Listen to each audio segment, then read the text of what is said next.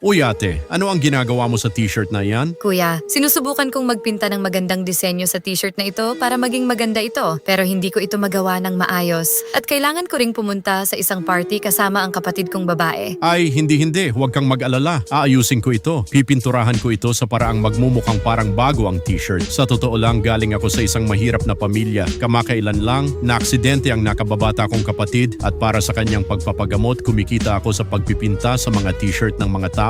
Nang makita kita, naisip ko na baka matulungan mo ako kaya lumapit ako. Naku kuya, napakalungkot naman yan. Huwag kang mag-alala. Kung gagawa ka ng magandang painting sa t-shirt ng kapatid ko, bibigyan kita ng buong 5,000 dolyar. Pero ate, hindi ako humihingi ng pera at hindi rin ako masyadong nag-aalala tungkol dito. Nagsusumikap lang ako at gumagawa ng mga video sa YouTube araw at gabi pero hindi ako gusto ng mga tao. Sana mayaman ako. Baka sakaling magustuhan nila ako. Kuya, huwag kang panghinaan ng loob. Sa pagkakataong ito, magiging maayos ang lahat. At mga kaibigan, kung sinusuportahan ninyo ang mga mahihirap na taong masisipag, i-like ninyo ang video na ito, mag-subscribe sa channel, at mag-comment ng inyong magandang pangalan sa ibaba. Salamat ate. Sigurado ako na balang araw pahahalagahan din ako ng mga tao. Tingnan mo, tapos na ang pagpipinta sa t-shirt mo. Wow kuya, napakaganda ng painting na ito.